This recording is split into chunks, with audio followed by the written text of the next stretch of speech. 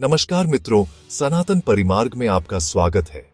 आज हम एक ऐसे विषय पर चर्चा करेंगे जो भारत के हर घर और हर दिमाग में गहरा असर डाल रहा है।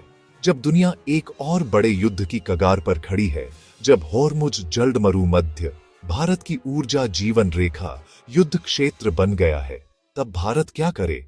क्या यह सिर्फ आर्थिक चिंता है या हमारे राष्ट्रीय अस्तित्व की परीक्षा? आज हम मध्य पूर्व के इस युद्ध के प्रभाव को सनातन ज्ञान के चश्मे से देखेंगे।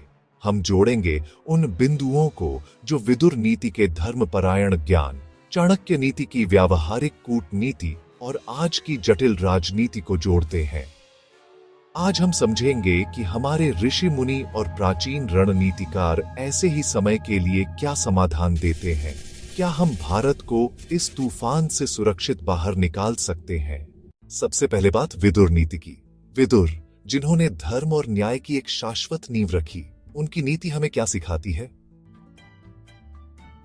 विदुर नीति का मुख्य सार है आंतरिक स्थिरता और नैतिक स्पष्टता।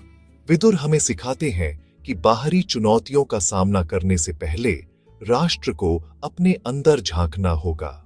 जब आज हम एलपीजी की कमी या तेल की बढ़ती कीमतों के बारे में चिंतित हैं, तब विदुर नीति हमें याद दिलाती है कि सबसे पहले हमें अन्न सुरक्षा और ऊर्जा सुरक्षा सुनिश्चित करनी होगी अपने देश के भीतर। विदुर का जोर धार्मिक शासन पर है, यानी ऐसा शासन जो देश के हर नागरिक के कल्याण को प्राथमिकता दे, खासकर ऐसे संकट के समय। जब विदुर आत्म संयम और धैर्य की बात करते हैं, तो यह आज के परिप्रेक्ष्य में आत्मनिर्भरता और एक मजबूत घरेलू अर्थव्यवस्था का आधार बनता है। जब तक घर मजबूत नहीं है, आप बाहरी युद्ध नहीं जीत सकते। अब आते हैं उस रणनीतिकार पर जिसने एक साम्राज्य खड़ा किया, आचार्य चाणक्य।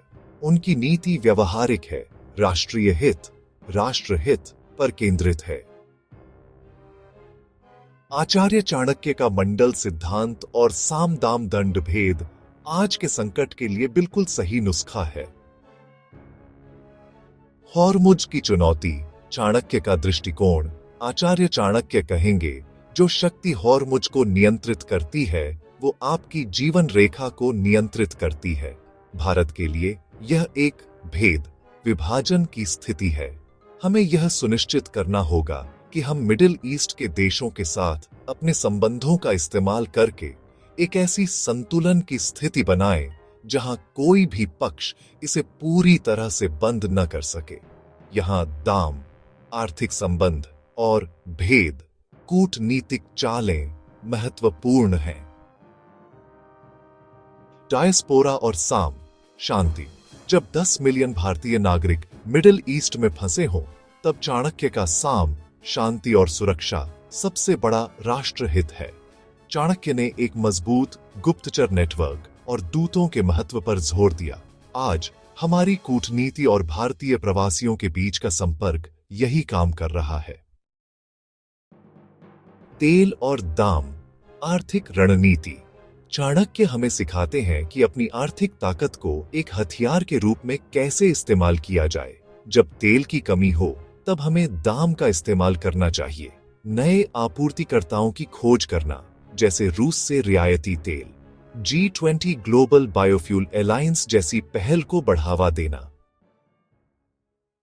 अब हम विदुर की नैतिकता, चाणक्य की रणनीतिक व्यवहारिकता और आज की जटिल भू राजनीति को एक साथ लाएंगे।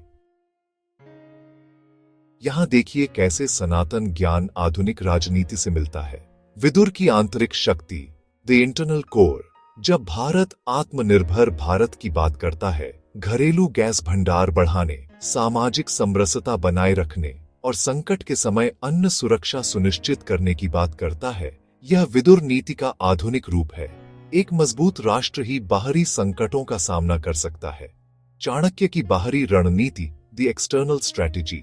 जब भारत बहुसंरेखण, मल्टी अलाइनमेंट की कूटनीति अपनाता है, यूएस, इजरायल, रूस और मिडिल ईस्टर्न देशों के साथ एक ही समय में संतुलन बनाता है, यह चाणक्य नीति है। भारत का यूक्रेन युद्ध में तटस्थ रुख और अब मिडिल ईस्ट संकट में संतुलन बनाए रखना राष्ट्रहित को प्राथमिकता देने का आधुनिक उदाहरण है। आधुनिक राजनीति का एकीकरण, द नेक्सस। यह सिर्फ तेल या प्रवासियों का मुद्दा नहीं है, यह भारत के वैश्विक कद को परिभाषित करने का मुद्दा है। कैसे हम रणनीतिक स्वायत्तता, स्ट्रेटेजिक ऑटोनॉमी बनाए रखते हुए एक विश्व मित्र की भूमिका निभाएं। विदुर की नैतिकता हमें मानवीय दृष्टिकोण, प्रवासियों की सुरक्षित वापसी और चाणक्य की रणनीति हमें एक शक्तिशाली, आत्मनिर्भर और रणनीतिक रूप से कुशल राष्ट्र आईमैक को पुनर्जीवित करना, ऊर्जा स्रोतों को विविधता देना बनाने में मदद करती है।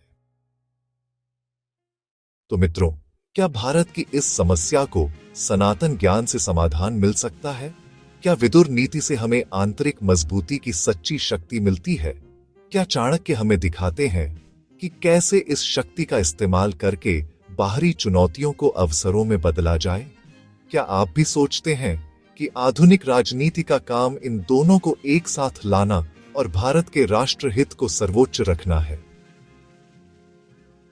यही सनातन धर्म है और यही वह पथ है जो भारत को एक विश्व गुरु और एक शक्तिशाली, संतुलित और आत्मनिर्भर राष्ट्र के रूप में स्थापित करेगा। अगर आपको यह वीडियो पसंद आया है तो इसे लाइक करें, शेयर करें और सनातन परिमार्ग को सब्सक्राइब करें। आप क्या सोचते हैं कि भारत इस संकट से कैसे निपटे? अपने विचार नीचे कमेंट्स में बताएं। जय हिंद।